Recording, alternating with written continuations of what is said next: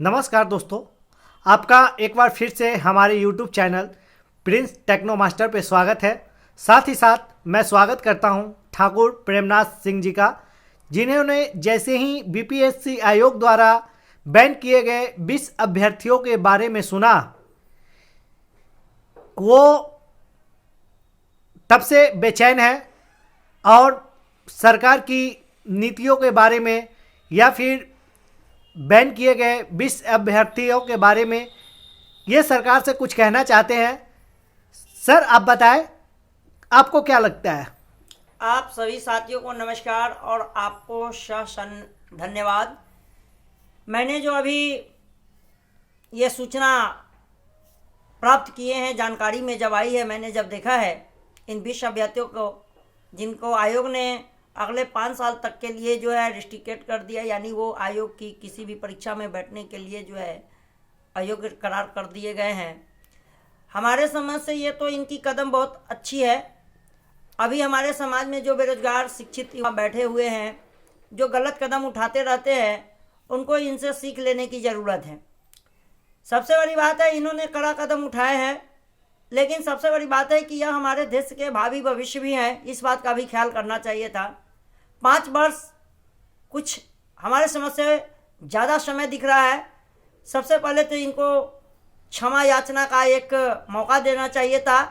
एक शपथ पत्र उनसे लेनी चाहिए थी कि मैं आइंदा भविष्य में कभी भी इस तरह का ये गलत कदम नहीं उठाऊंगा।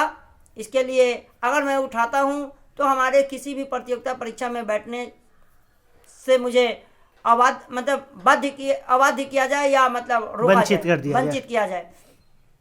उसके बाद अगर किसी तरह की ऐसी अगर वो करते हैं तो ऐसा होना चाहिए था। खैर, आयोग ने अगर ऐसा डिसीजन लिया है तो वो अपनी समझ से अच्छे जगह पर है, लेकिन 5 साल कुछ ज़्यादा दिख रहा है। इसमें कुछ कमी होनी चाहिए थी। 3 साल होना चाहिए था, 2.5 साल होना चाहिए था, ताकि बच्चे को फिर अपनी आगामी भविष्य की तैयारी करने में मतलब समय पर्याप्त मिल सके। दूसरी बात है कि आयोग अपने जिस काम को किया है वो अच्छा है, सराहनीय है, लेकिन इसके साथ साथ उनको जो और कुछ करना चाहिए था उस पर भी ध्यान देने की ज़रूरत है। जैसे कि आप देख रहे हैं, रोज़ाना आयोग के बाहर हमारे साथी बंधु जो से परीक्षा में सफल हैं, फिर भी उनको आयोग के द्वारा आयोग करार दे दिया गया है, अर्थात उनका रिजल्ट प्रकाशित नहीं हुआ है। उससे वो त्राहिमाम है, कोर्ट में जाने को विवश हो रहे हैं, शायद गए भी है, जैसा मुझे बार बार वीडियो पर देखना हुआ। एक सैनिक महोदय हैं जो जिनकी उम्र 49 वर्ष हो चुकी है। उनका कहना है कि मैं 52 अंक प्राप्त किया हूँ, अब मेरी उम्र जो है पार को है, ना अब उम्र बची ना उम्मीद बची। उनका ये कहना है। ऐसी स्थिति पर भी ध्यान देने की ज़रूरत है, सरकार को भी ध्यान दें, चूँकि आयोग तो एक परीक्षा का एक माध्यम है केवल। इस पर सरकार को फैसला लेना चाहिए था कि आपने जो कटअप अपना न्यूनतम कटअप जो डाल रखे थे, जो विज्ञप्ति के समय जो कैटेगरीज वाइज था, अगर उसको किसी ने सभी ने पार किए हैं तो उनकी व्यवस्था हम कैसे करें, उस पर ध्यान देने की ज़रूरत है। सबसे पहली बात यह है। दूसरी बात यह है कि जिस तरह से आयोग रोज एक नई सुविधाएं दे रहे हैं, लोगों की संशय को दूर करने का जो रास्ता निकाल रहे हैं, ये उनका रास्ता अच्छा है, मगर इस रास्ते के माध्यम से वो संघर्ष को दबाने का प्रयास कर रहे हैं।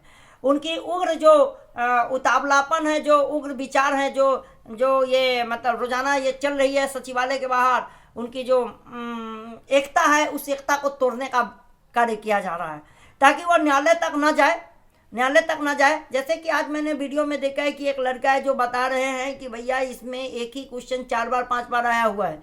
जब उन्होंने आयोग को भेजे तो मालूम चला कि उनको आयोग ने कहा कि भाई आप अपना क्वेश्चन पेपर भेजिए, आपका सॉल्व होगा, आपके परीक्षा फल प्रकाशित होंगे, आप यत्र तत्र न जाए, यानी आपका समाधान यहाँ है। हम कह रहे हैं कि क्या आप सभी 1 बाय 1 सबका समाधान करने में सक्षम हैं? तो एक मेरा ये कहना है कि अगर सभी का आप समाधान करने पर लगे हुए तो अच्छी बात है, लेकिन सबका तो एक ही कथन है कि अगर हमने कटअप को पार कर लिया है, खास करके वैसे लोग भी हैं, मतलब जो कटअप पार किए वो तो हैं, जो कटअप पार करने से रह गए, लेकिन जो विज्ञप्ति में जो उनकी न्यूनतम अंक निर्धारित किए गए थे सभी कोटियों को, अगर उन्होंने भी पार कर लिया है तो उनका भी कथन है कि भाई हमारा भी स्थान सुनिश्चित करना सरकार की जिम्मेवारी है। आयोग भी सरकार से इस पर पहल करे, शिक्षा विभाग करे, ताकि यह जो रोजाना रोष प्रकट हो रहा है उसको दबाया जा सके, अर्थात उस रोष से उनको बाहर लाया जा सके और शांतिमय ढंग से शिक्षा व्यवस्था सुचारू किया जा सके। जय हिंद, जय भारत। धन्यवाद आपका एक बार फिर से ठाकुर साहब। और मैंने सुना है आपने कोई गाना लिख रहे हैं, क्या आप मुझे गाने के 2 बोल सुना सकते हैं? जी बिल्कुल सुना सकते हैं, और संभव है कि ये गाने हमारे बहुत जल्द यूट्यूब पर आ जाएंगे। और मैं अपने जो साथी है, हमारे जो DLED सीटेट क्वालिफाई है, जो BPSC भी मतलब आयोग के द्वारा जो निर्धारित विज्ञप्ति में थे, उनको जो क्वालिफाई कर गए, असफल रह गए क्वालिफाई होने के बाद भी, तो उन लोगों के साथ मैं एक मंच साझा करूंगा, मतलब एक समूह में इस गाने का रखूंगा, समूह के माध्यम से गाऊंगा।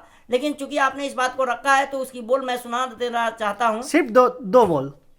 मुझे आने दो मेरे यार, बिहार हिला दूंगा। मुझे आने दो मेरे यार, बिहार हिला दूंगा। जो समझ बैठी है बेकार, वो सरकार हिला दूंगा। जो समझ बैठी है सरकार, जो समझ बैठी है बेकार, वो सरकार हिला दूंगा। अब मुझे आने दो मेरे यार, बिहार हिला दूंगा। मैं उन साथियों को कहना चाहता हूँ कि भाई हमारे संघर्ष कर रहे हैं, हमारे लिए, हमारे सभी भाईजनों के लिए आप अपनी संघर्ष को जारी रखिए। मैं भी पटना आ रहा हूँ और मैं आपके सहयोग में आपके साथ खड़ा रहूंगा, और मैं बिहार को हिला दूंगा और सरकार को गिरा दूंगा। धन्यवाद सर, धन्यवाद आपको भी।